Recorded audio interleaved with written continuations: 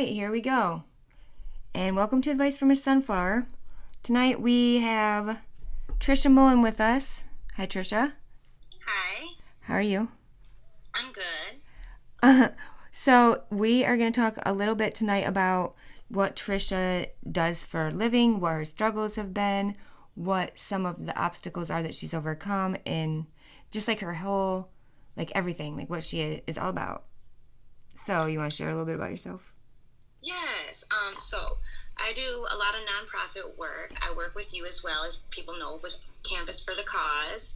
And as well now I'm doing Sprinkle Some Love.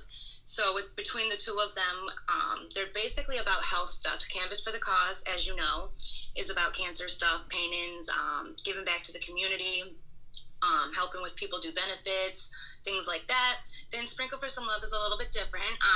That's more of like what we're trying to do for support, where people could go to get support on simple things or just to get support about medical health stuff, like questions, journeys, to share your stuff. Sometimes you really don't have nowhere to go where you feel like other people will understand you.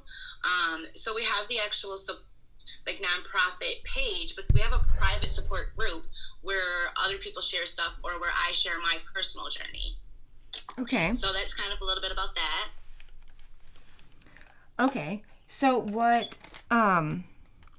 do you think, like, is your primary focus in, like, My bringing all primary of this focus would together? be bringing awareness to diseases, what they do to people, how they suffer, how they deal with them, how they deal with depression, how they overcome them, the treatments they have to go through, how they often feel enclosed and alone, or often left out of the circle of the family traditions or the family events, or just the things that the secondary, what the diseases do to you as a person, and identifying with people as a person is really more what that's about. And the support group is really where other people can find other people to identify with on those simple things, or have like a Me Too issue, where they share similar diseases. But we also want to give back or help them. Now, at this point, we haven't got funding from the government. We're in the process of trying to get that. We haven't fully been approved for funding, but once we get funding, we'd be able to help people who have similar diseases, be able to get help, maybe paying their rent, or maybe with a light bill, or maybe some diapers, or maybe a medical bill, or maybe in 3 to 5 years, I would like to be able to do benefits where we could also like pick somebody that has multiple diseases and they have multiple issues that need help getting fixed, where they're more of not just one thing they need help with. It's So like a kind of like resource. several. Yeah.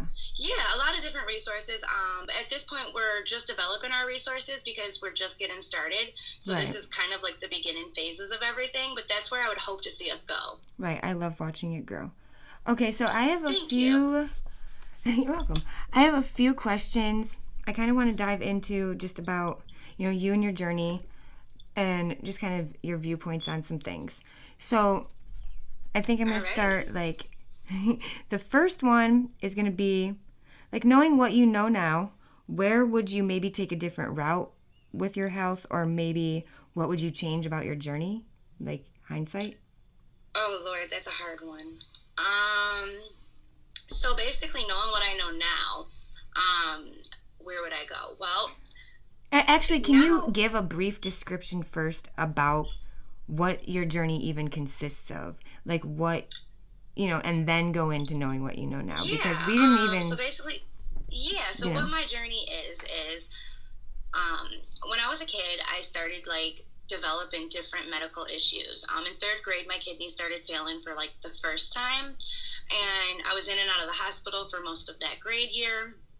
And that's kind of when I realized things were going to be different for me.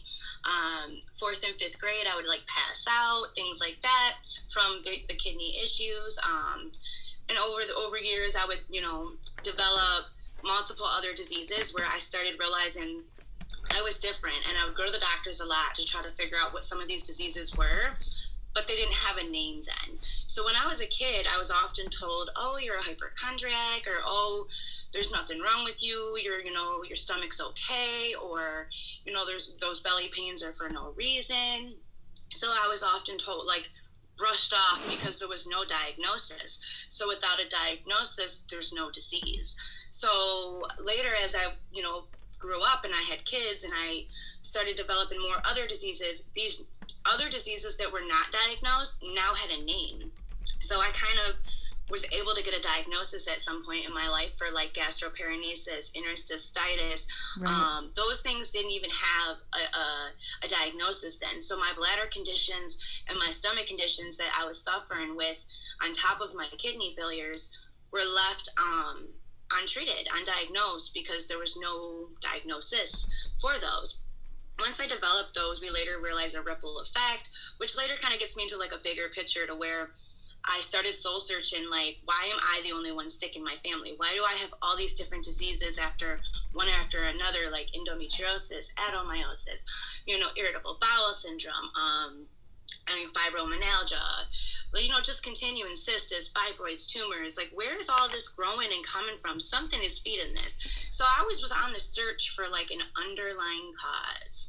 What could it be? What is it? Because these other diseases aren't me. It took me many years to start accepting those. And then I went on a hunt and started finding family, friends, like that were, friends that were relatives, like friends. How do you word that? Friends that were relatives, friends, basically, is what I'm trying to say. And I'd find them, and it would help me find eventually you, where I came across you. I came across my brother Paul, my brother Michael. Later I came across Anna, Stephanie, and developing that sense of, where does this come from? Oh yeah, in case y'all didn't know, Trisha is my sister. She's also the CEO of Canvas for the Cause. She's my right-hand man. She's our vice president. So we did not grow up together, but we found each other later, which is where she's at right now in her story. And yes, she is, pretty much like the backbone to everything that operates in my life. I love you. I love you too. I wasn't really sure how to word anything with you because I didn't know how much what to say. So so basically I found her. We started messaging each other from different states, and then eventually it would come to the point where she would travel to Michigan to meet me. And once we met each other, I was able to tell her so much more, and we were able to identify with each other health stuff that we didn't even realize in our journey was something we shared, because of the fact that she doesn't tell everybody everything at that time, because she was in, weren't you a National Guard at that time? It probably. So you weren't sharing your health issues at that time, but once we started discussing them, we were like, oh yes, before, when I was pregnant the first time, yep. Yeah, it was before you got pregnant. You had just found out you were pregnant at my house with Savannah. That's crazy. Yeah. So anyways, basically, once she and I developed this sense of, we have so much more in common than we realize, and that some of these diseases I've gotten at an older age that she's starting to get, and that I could maybe turn this journey into something I could use to help my sister. Maybe the things I went through and the surgeries I've had and the treatments I've had might help her to where she doesn't have to do all of that. She could cut that out if we figure it out. So we got on a figure it out mission for many years, and along the way we figured out we had a lot of other diseases. Some she had, some I didn't have, some we didn't share in common, some we shared in common. So it was well, this must come from our mother's side, this must come from our father's side. So eventually genetics became a big issue, which is why I recently did the ancestor DNA test, which we're going to do together, and we'll podcast the results about that later. Which recently I've been trying to figure out more of is there anybody else in the family sick like us? Is it on my mother's side, my father's side? Is there? So during that journey, that brings me back to the normal stuff. And what I would do differently is, all the surgeries I had were great, but there was a couple that went wrong. And the ones that went wrong were definitely something I didn't want to have, but doctors pressured me into having those surgeries and made me feel like, if you don't, you may die, you may this, you may that. So whenever you hear that and you have kids, you're like, oh, well, do whatever you got to do then. But not necessarily, that's not always a positive answer. But when you're in your early 20s with 2 kids and you're being told these things, you're like, do whatever you got to do. So eventually those turned into surgeries that went wrong, where a hole was ruptured into my stomach, into my intestines. I had several abscesses. I was hospitalized. I was septic. My kidneys were failing. So that journey right there led me into no medical treatment. So I found a way to get off of all of the prescriptions before that surgery. I found a way to start going green with treatments, start trying to find natural ways of healing, start trying to find ways of focusing on all of the positive things in life, not the depression that comes with these things, not the fight, not the actual battle, but living through the battle. Because I spent so many years fighting that I really didn't take a key to the battle itself. All right. I love that. I think that you have done an awesome job also. I think that you have a lot of things that you've went through in your life that you've kind of like just been, like you're inspiring. You're my big sister, and I wouldn't be what I am without you. So I love that. All right. So my next question, what would be, this is a good one. I like this one. What are some of the natural healing aspects of your journey? Like, what do you still use on an everyday basis? What have you tried? Maybe you didn't like? Well, right now, because of the recent cancer diagnosis again, I'm not actually able to do what I would normally do because I'm on a clear regimen. I see the surgeon on the 20th in a few days, so I can't have anything in my system for that. Or like, normally I would say I would alkaline my body, I would detoxify my body, I would try to balance my body, and I would take a lot of fruits, vegetables, drink and eat healthy. I would change my diet completely because, like with gastroparesis, you can't. I cut out pork. I cut out a lot of hamburger meat. Sometimes I have it, but it's rarely. Pretty much only on nachos or like an out to eat hamburger if I eat that. But I try to change what I eat because of my digestive issues. But right now I'm really on not a particular diet or any like regimen. I'm just on a waiting game. What else do you kind of utilize? Do you do crystals or essential oils Yes, or like I do. chakras? I smoke marijuana. Right. That I mean, with medical cancer, marijuana. that should even, that's allowed. It's legal in multiple states. I don't even care, especially with cancer. I don't give a shit. It's a thing. And if anyone disagrees, Yes. you guys are So wrong. that is the only thing that I do use on a regular. And I mainly, it's not about what I use, it's about what I don't use. But, because everything you put into your body affects it. So I eliminate the negative and I just kind of let my body do what my body's going to do because it somehow has figured out a way to work and live with everything being the way that it is.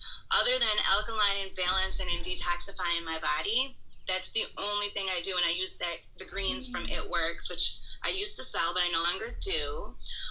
But I still love their products. So that's the only product that I actually have ever consistently used for my medical purposes that wasn't a prescription. The rocks and crystals are more for my mental health.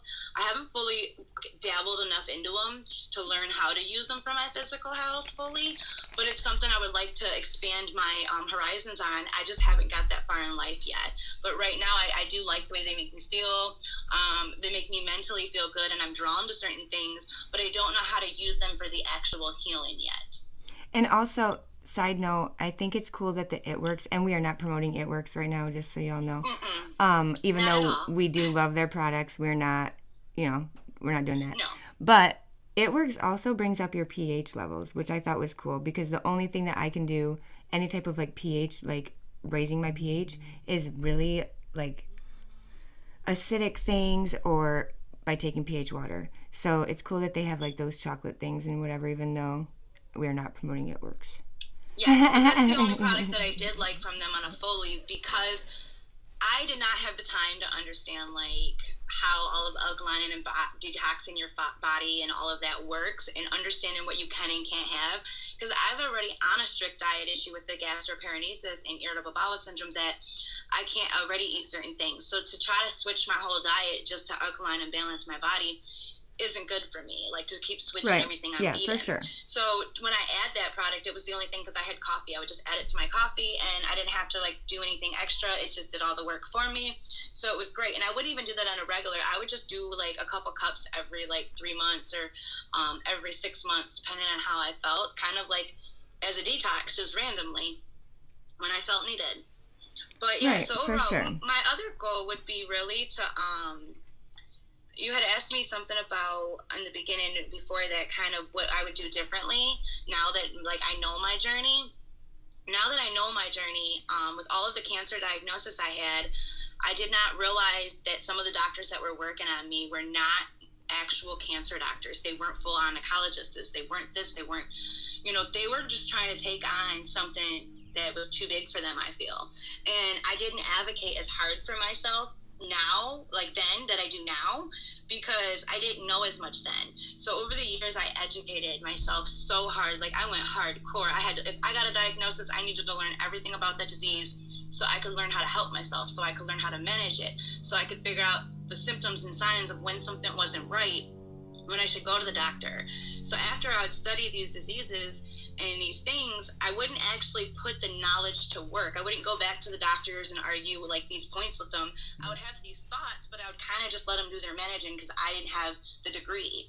So now that I'm older, I realized the stuff I know would have helped me if I would have spoke up. If I would have just said these own things on my own behalf, where would I have been? What would have come out if I would have just told that doctor no? So learning basically when to advocate for myself is really what I would have did differently overall. Yeah, is to speak I agree. up more when I felt that inside feeling, that inner tuition that but you're just not speaking on. Yeah. I didn't speak on it, and Right. that's where I feel overall it made my journey harder and longer because Yeah, and it's weird you bring that up. inside- It's weird you bring that up Yeah. because the same thing was like they kept sending me all around and like no answers and this, that, and the other thing, and I kept telling them like I don't care what you're telling me this is, and I don't care what antibiotic it is that you're giving me. It's not it. Like it's not correcting it. It's not working. None of this is what it is. Yes. And it was just And like it made me feel crazy that Yeah. I felt like I know more than you, but I don't have a degree, so maybe I'm wrong. So maybe I shouldn't say it. But they say because trust maybe your I'm body, sounding- and I fully, now having been sick this many times, like I know when I'm sick. I know when I need to do what, or when I need to like not eat meat, or when I need your to eat body more will of this. tell you, Yeah, yes. And if I yeah. would have listened, Right. only listened sooner to my Yeah, but it's like actual- you couldn't state that to them and have them listen to you, no, not at You all. know. But which sucks. that's what made me feel crazy because when something isn't right, and when they're telling you you have this disease and this isn't what I have because what you're telling me isn't what is going on, like, but you feel crazy and they try to make you feel crazy because they can't be wrong. Right. They put me on anxiety medicine. Like, oh, you just have anxiety. You're creating your own hormonal imbalances. No, I'm not. Like, literally, like, one, I was pregnant for most of both, like, in the beginning and at the end. And it's like, that's already hormonal. Imagine throwing cancer on top of it. So, like, Yes. to put them on anxiety medicine and not just, like, listen and be like, oh, well, maybe she's on to something and, like, dive into it. It's just, it gives me so little hope in some doctors, realistically. Yes, especially when the C word alone causes so much fear and anxiety and scariness Right. with the word death attached, when not all cancers have death attached. So people are often like pushed into fear, and then the doctors are pushing you into more fears because they're not allowing you to listen to your own body and advocate. Right, exactly. Yeah. Or they're not willing to run whatever because there's no symptoms or this, whatever the case See, is. I agree with you, and that's where I outsmarted doctors. I will agree to your surgery if you agree to my lab work. And Right. if you do my simple lab work, and I'm wrong, then I will have your surgery. So I kind of started playing let's see who's right or wrong, and then we'll see who wins. And if you win, I'll do what you want kind of game with them. And that's kind of when I actually got places with my treatment. I was able to prove them wrong because I had the opportunity. It opened new doors once I realized that I Right. could do that. Right. Finding that person within can change the whole level of any disease. Right, and if you don't have confidence and you can't speak up for yourself, especially when you're sick, like, it's even going to be more of a struggle. For sure. Definitely is. Like, you have to be able to ask for help, and you have to be able to say when things aren't what they are. Okay, so we're on 3, right? I'm pretty sure the third question I had. I'm pretty sure. What's up? Moving on. Whatever Moving next, I don't on know what briskly. number. So, what do you think that some of the positives are that kind of stemmed from all this for you? Because I know I have a shit ton. Like, Realistically, like it's like the shittiest things happened and made the best. Definitely. Wherever there's a rainy storm, there's a beautiful rainbow after. So for my rainbow, I was able to find you and Kendall this long, beautiful relationship that we have. We were able to build lots of future things that we could eventually leave behind to our children. Possibly, hopefully, generational nonprofit organizations is what I would hope. I was able to also discover that my daughter suffered with similar issues that you and I do, and I've been able to help her dramatically, more than what I've kind of been able to help you, I feel, because with you, we've always lived at least an hour apart, even when living in the same And I state. have severe control problems. Definitely. So like no one can help that. There's no help. She wins on that. No You help give her there. the control. But I appreciate the I love you, effort. though. I love you too. So with my daughter, though, I was able to take that control because I'm her mom. So she couldn't tell me no. So I was able to advocate for her in a whole nother manner than what I was allowed for my sister, because she is her own advocate. And I often have to let her listen to her own body because her body isn't my body. So I was able to do that. And with my daughter, she was able That's to tell the me first certain time you've things. ever said that, and I really love that. Continue. Thank you. With your daughter. But anyways, yeah. So I'm trying to let my daughter advocate for herself at times too. But then I take what my daughter says now, and I kind of learned over the years to apply it to the knowledge I have. Because before I only had my experiences knowledge. Now I have educational knowledge over the years of studying these things and experiences and friends that have gone through them, and realizing, like, and being in different support groups and seeing different people that suffer with these different diseases, and realizing the different similarities. I feel like I can advocate for my daughter in a whole other manner, and we've been able to get help for things that we would have, it took years, things that that Christa just found out in the last 3 years. My daughter's been able to start getting help for it this past 4 months ago. And huge in play, because now that more and more awareness is being brought to certain types of cancers, they're able to look for more things that play a role in them and more people and how it's affected. We have a registry that just started last year with, I don't know how many people are on it now, but there's like 700 people on it already for this type of cancer. 2? And I was the youngest one listed on this registry so far. Well, this was almost a year ago now. And it just came out, and like, it's just like crazy because they're finally seeing awareness about small cell this, or because this or this, and it's like they used to be so rare, but only because they couldn't detect them, or they didn't run the right test, or they didn't pay attention. They wiped it off and was like, whatever, this is what it is, when in reality they just had no proof. Science always has to have proof and whatever else, and that's why I hate it, because sometimes there's no proof. Sometimes it's just, this is what it is. Maybe you can't detect it, or maybe you can't notice it. I had cancer for 4 years before we could detect it, but because there was no proof for 4 years.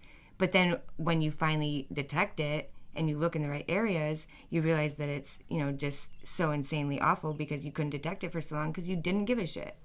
You didn't care to run the tests, to do that extra. And I'm dealing with the same issue. And when I go on the 20th, we're going to this oncologist based off of 3 different cancer diagnoses that I had gotten in the past that we started to address, but at some point they just stopped addressing them and started addressing other medical issues that they felt were more important. And I've never known nothing to be more important than cancer. Like, cancer should be the ultimate goal, to kill that first, because no matter what, if you succeed in fixing your kidneys, if cancer's coming for it after, what's the point? You know what I mean? Or exactly. If you succeed in fixing these. So I feel like their order of operation wasn't even didn't consult me. And when they dropped fixing this disease, or and now I'm at a point that those things have grown, and now we've got to go in and figure out how bad and how much where and what organs could we take, and could we do chemo on this, or can we cut that out, or and those are things that my whole life goal has been to prevent for you, Christa, or my daughter. And now all the hard work that I've done, they've somehow just reversed it.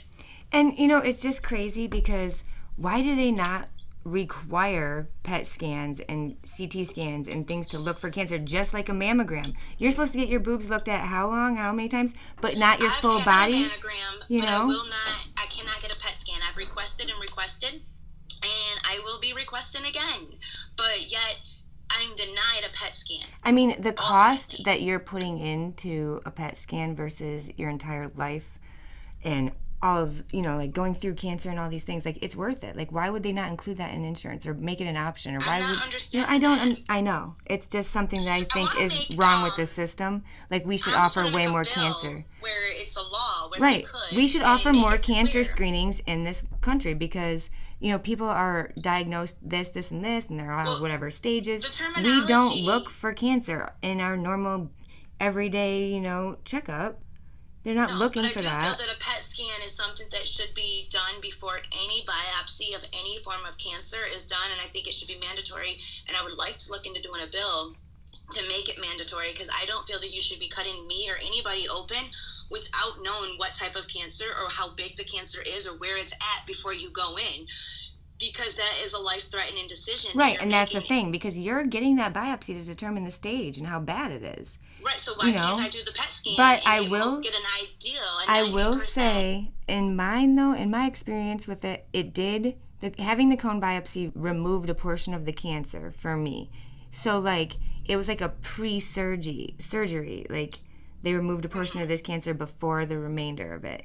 So, in that week time frame between the cone biopsy and then having the hysterectomy, I can't imagine that the cancer would have spread that drastically if that were the case. But imagine the people that are cut into and have to wait for insurance, or that are cut into and don't remove it all, I've had a cone biopsy twice, a LEAP procedure, those, and I've had regular biopsies, I don't even know how many times. Yeah. And during the cone biopsy, after my second one, I was going in for my third, and we realized it was too bad to just do another cone.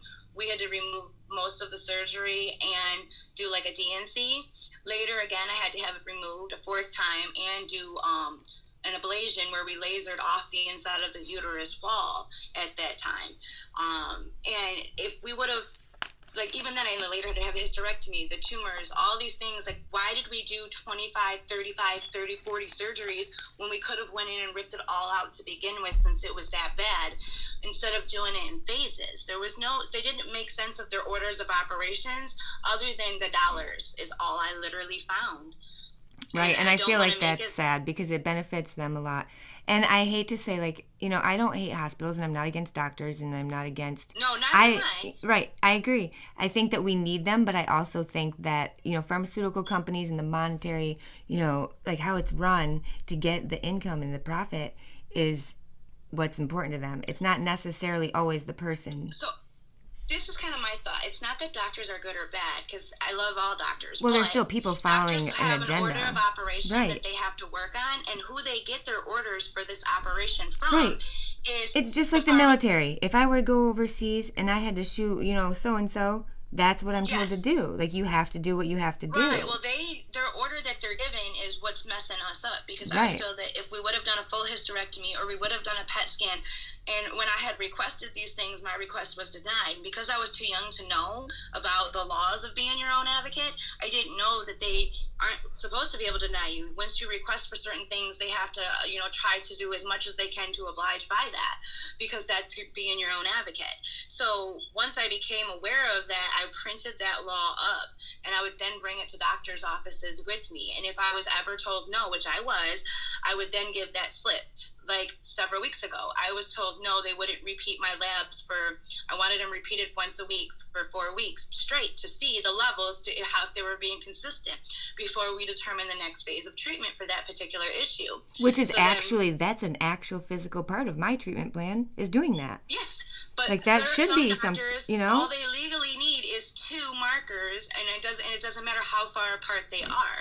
So that's not what I want as my own advocate. So I was able to jump in and do those things, provide that document that got that stuff requested, and now he's still in the process of doing his labs, and now his labs are not showing to be what he had thought, and I was once again right, and I would have been starting another treatment that would have only hurt me even more, possibly. I don't mind doing the labs, but if the numbers on the labs aren't meeting up, I want the order of operation to be the best one, not the shortcut, not the only one that gets you qualified for services. You got enough markers. No, I want to have all the markers. Right. Agreed. I want to double check them. I want them to be repeated. I want to prove to me that I meet them once again. Agreed. I love that. So again though, like, give me a few more positives that stem from it in, like, your overall life. Things that you kind of saw come into your life even though you went through this like struggle and everything kind of, you know? Friends come and go. I saw families come and go. And really, God pulled away the people that wasn't needed, and he drew the people near me that needed. And eventually I was surrounded myself by people that loved me and people that I loved no matter what. And even if I was sick, people that I could tell how sick I was. If I was vomited on myself, I could call you to come clean me up, and you would, you know, and without a problem and no judgment, no Facebook posts about it. You know, like, those were the type of things before that I was so scared of with certain friends. I didn't want them to tell everybody or this or that. Later, those that were friends were thieves. They were liars, and God pushed them all away from me.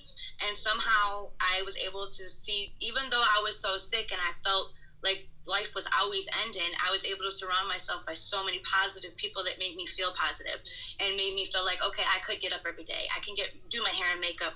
I don't have to sit here and be depressed because I'm sick. I can be happy while being sick and be okay with it because everybody around me is okay with it. Right. So that's like the positive thing, was having those supports, having those... Right, realizing who's really in your corner. Yeah, having those corners to have. Right. You know, pulls you out of a lot more than you realize. Right, and at the end of the day, like, those people are definitely going to be your backbones through things. Yeah, and you find yourself being their backbone, because little do they realize how strong you are. When they're weak, you're like the only one that's there to lift them up, because, right, you know, they've lifted you up so I mean, many some times. days people pull 80. Yeah, some days people pull 80, some day they're 20. So, and I think a few things too, like, I mean, you've helped me literally grow this nonprofit organization. You've created this support group, and you've helped with, you know, all the Canvas for the Cause things, and like the Christmas Angels program, and you do all these things with all these other groups that are just, I can't even keep up, honestly, how many groups you have at this point. Like, to be for real. But like, it's okay. You know, you're just so creative and like so, you know, like you're so inspirational. You do all these awesome things. So how do you think that it became, like, you just were like, I'm going to take this and turn this into this? So this is what I've realized, that, again, back to depression, while being depressed, if you find something to put all that love and energy into, not necessarily a person, because there's not a single person out there that wants all of your love and energy. There's not. They need their own space and shit. So for sure. Definitely. I kind of always pick a hobby. I learned how to crochet, and I went into that. I've always find something to keep myself busy, and I realized over all the years, helping my friends, helping loved ones, helping people who are sick, I'd find myself in, like, getting phone calls from people I've never met on Facebook saying, hey, I realize you have this disease. Can you tell me about it? I was just diagnosed and I really don't know anything. And I see you kind of make posts about things you suffer from, and I kind of think it's from that disease. Can you tell me about it? What, you know, the doctor didn't really tell me much. And I realized that makes me happy. Helping other people, telling them what to look forward to or what not to eat, or maybe you should try this or implement this into your diet or eliminate that. Those are just the simple things, but those simple things to someone who is sick can change their life or save their life. And I feel like even just sending a simple smile every morning, like, hey, how are you today? And checking in on someone. Right. Making sure you're okay. A mental status check.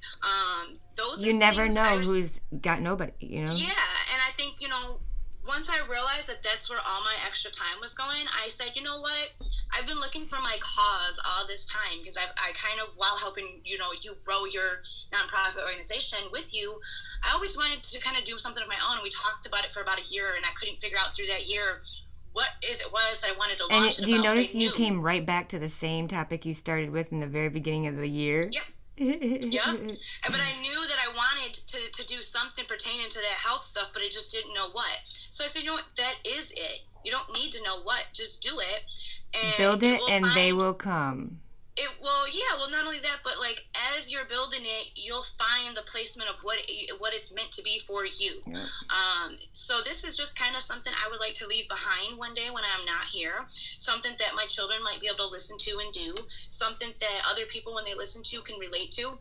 So I found, you know what, that's what I'm going to make this about. It doesn't need to be about one particular disease, because out of all my diseases, I just couldn't pick one disease to pick an organization to talk about. Like, I have so much wrong. It's not just the one disease. I can't do that. Like, right. You know? I feel you. So that's kind of what it is. I love it. And I think that you have a lot of... I think there's so many big things coming in your future. I can't wait to see them all. I really can't. I hope so. Plus, I think it'll be really awesome, because once Fantasia, her daughter, gets more involved in it and grows, she's going to really have something to like lean on and find that as like her outlet, I think. Yes, we've been talking a lot about that lately. As she's been still trying to, seek her own self help and her own self healing and understanding of what's going on with her and her body. As she continues to go through these stages of adolescent puberty, 16 can be quite the number. Yeah, for sure. I can't even believe that she's 16 already. Oh, yes, I know. Seriously. Saturday, my son will be 14. I don't even want to talk about it. Okay, so right? Moving along. Any other questions? I've got a couple more, yeah. Okay, well, let's get them on. All right, so what are some of the things that you would suggest to others to, like, help aid in, like, their mental or their physical recovery? Like, maybe some type of symptoms to watch for, or, like, tricks or tips that you might have? Yes. Anything? I have a few of those. Some of my favorite. My favorite one is no one can love you better than you. And if you don't love you, how can you expect others to love you? Okay? And if you aren't understanding and giving self-comforting of your own diseases and babying yourself and giving yourself that extra nourishment that you and your body needs, then you can't expect someone else to do it for you when you aren't willing, because you never made it a pattern and for your daily living. Right, so, implement it into your life. Yeah, if you never implemented it and all of a sudden you're sick now, how do you expect that I'm supposed to know every morning you want your glass of orange juice and today you can't get out of bed to get it, so I should go get it? Right. So you have to really kind of, and you can't. The caregiver role and the patient role are way different. They are way different, but you also, as the patient, we find ourselves taking advantage of our caregiver instead of showing the same compassion that we would want. The opposing side, I was really rude to mine for a while, like, don't help me, and I was young. Yes. I was still young when that happened, but, like, I was old lady senile status. Seriously. Well, it's not that you were rude, it's that taking away your independence is a big issue. And whenever someone's coming in and trying to help you wipe your butt or help you walk to the bathroom, right, like, you are not doing that. You're like, wait a minute, I have enough energy, I can try. Let me try before you just do it.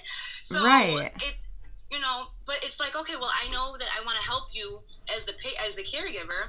So you're like, that's what I'm here for. What do you mean? I'm not going to sit here and watch you do everything for yourself. I'm here to help you. But that's the biggest key when you're sick. If you don't use it, you lose it. And if you don't get up and every day do your hair, do your makeup, take beautiful selfies and tell yourself how beautiful you are, and maybe read daily affirmations. That's a big thing for me. Waking up and just having like a sense of something. So like this one on the wall in front of me says, each problem has a solution. Okay, and that right there alone is so important, because as long as I look at that, that's my favorite one. No matter what I face today, I will find a solution. I'm not going to stress about it. Stress is like what makes you sicker. So focusing on, let the doctors do the main work for the actual disease, and focusing on your depression and making sure you don't get depressed. Focusing on your hygiene and your health so you don't get depressed. Focusing on your overall mental health and making sure you're not the crying why me party. Why right. me? Why did this happen to me? Those are the things that get you sicker. If you just are happy and you get up every day and you do what you've always done, your battles will be like 50% easier. Right. 50% at least, by far. And, you get what you put out into the world. So if you're putting out low vibrations and you're kind of, just negative and sad and never, kind of going after what you want, you're going to get that back in return. And that's nothing, So I like that. I think you do good with all that. You don't get up every day, you don't do your hair, you don't get dressed, you don't do these things. Over a 10 to 15 day span, you find yourself falling down like a rabbit hole that you can't get out of in Alice in Wonderland. Seriously. And the next thing you know, the dishes have piled up, the laundry is piled up, the kids are talking about there's no food now, you need to go grocery shopping, you need to clean the fridge, the dogs are, the list, it just never goes on. So my last and final tip, before I kind of wrap this up, would be learning your list of have-tos and want-tos. And I make sure every morning I get up and I do my list of have-tos. Like, I have to feed the kids, I have to take them to school, I have to feed the dogs, I have to take them out, and I have to pay the light bill, I have to pay the rent. Like, I have to do these things. Then I get my list of I want-tos. And literally every day I find something I want to do. During an hour or 2 hours, like right here, I want to record this podcast. So I personally have set aside time to do my want to. So I got up, get all my have tos so I can enjoy my want tos. And if you can do both lists in one day or something from a want to list, that'll help you in so many ways. You know, I'm stealing that because I need lately to prioritize those things. For sure. It's not about prioritizing. No, mine is like I don't prioritize what I want to do ever. I just do everything that I think I need to do, and then I do, like, you know, I have no organization lately. I'm just kind of winging it. I need to, like, you know. Is your self-fulfillment. And when you fulfill yourself feels better, yourself looks better, yourself acts better. You send all that positive energy to your original cells that create all of these love, it sends love to your body. And that love to your body helps your body heal in so many more ways, more than medication. Yeah, for sure. I agree. Well, I think that was a pretty good, like, I loved all your answers. I think that, you know, what you're doing with, you know, support groups and, like, Canvas and all these things that are going on with your life, like, you balance everything really well. And it's really awesome to see. I think that some of the things that you had to say, I'm definitely stealing. I'm going to try and do definitely. And other than that, like, I can't wait to do this DNA thing with you and do another podcast and compare, like, the genetics and, like, how things play a role. I know, like, shit for anything about genetics, realistically. Oh, I know so much. Like, it's bad. Like, I've been to genetics. I did genetics counseling for myself and for me and Savannah and for me and Madeline and, you know, all of these things when I was sick. And it's like, I feel like I didn't retain certain, like, things that, you know, selective hearing, I guess. Well, no, actually, when I went back, I knew all my labs. Like, when I got cancer in 2007, I could see my labs. I knew what I was reading. But what I read now about those cells, the bigger picture, so, like, think about the sun and a planet and the whole solar system. You know we have a sun, but do you know the whole solar system? Do you know how Jupiter affects the sun? Do you know if we remove Pluto, what will happen? True. You feel me? So I didn't know that, but I knew then the simple stuff. Now I know the extravagant. I've been explored the spaces. I've been in the outer space type of thing, to where I know all of these things. So now when I read those same labs, I recently have been putting together a dialogue for doctors of my medical history, and so I've been going over these medical charts, actually, and, like, I have a whole filing cabinet that I just purchased to put them in orders and, you know, print them out and have them instead of relying on the doctors. And now I'm reading these and I'm seeing the same black and white sentences on the same papers that I had, the same piece of paper I highlighted 15 years ago almost, has a whole nother meaning, that same sentence now that I'm rereading. Right. Because I've already connected how Jupiter affects this, or how that. So now, and before when I read it, I didn't know any of that. I just knew a word, a diagnosis. Right. But a diagnosis doesn't define how that diagnosis affects you and your solar system and your body, like, as a person. Right, your whole internal environment. Case. So now that I know 15 years worth of how it affected me, when I read through labs, I can see, I should have seen then that this was going to happen. But you can't beat yourself up over that, but you can see better. So you can better advocate for yourself now for the future if you re-educate yourself on your past medical stuff. Once you have that medical knowledge, review your own stuff that you thought you once knew, and learning more about yourself from the inside, from the outs, from the genetics will really help you on your medical journey, in mentally, physically, and being able to advocate. I agree. Yes. All right. So what I would like to do is thank you for having me over here, and I would also like to address people that, to follow Sprinkle for Some Love with the Cause by Trisha Mullen podcast as well, where this show will be airing as well, and I'll be posting it on Facebook with you.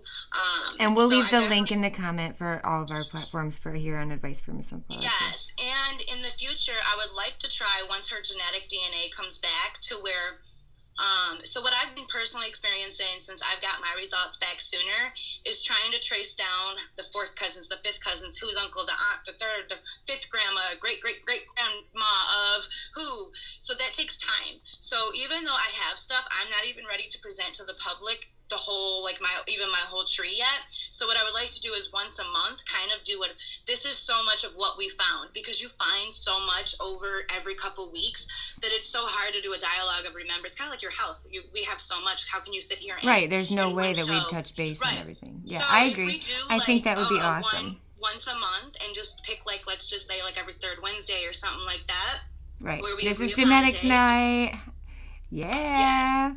That would be something that I think the fans I'll would dress definitely up like like to a hear. cell, like a little atom. Is that what? No, I love you. I love But you too. yeah, so I definitely can't wait to share these genetics and stuff. And my daughter did the DNA test, and I just ordered one for my son and my mom, and my two sisters for her and her brother and her daughter ordered one too, and Wow. two of my best friends. Well, So everyone will know where they came from and whose mama is well, who. in this, I'll include a That link is a for lot forty of people. dollars off if they decide to do it. I have a promo code where they can get $40 off if they decide to order a DNA kit, and somebody out there is interested and decides that this is something they want to do too. Because it's normally like $100, but it's only $60 with the promo code, which for each kit. So Right, and it saves a that's lot. awesome. Yeah, for sure. Yeah. For sure. All right, well, thank you for coming on, and I can't wait to do the genetics night. I am going I to love dress up you. like a cell, just so you know. And I am excited to see like what our results are going to be. And I love you too, and I'm so glad that like you're doing so well for everything that goes on for you. I think that it's great that like God put us in each other's lives for a reason, you know? Yes.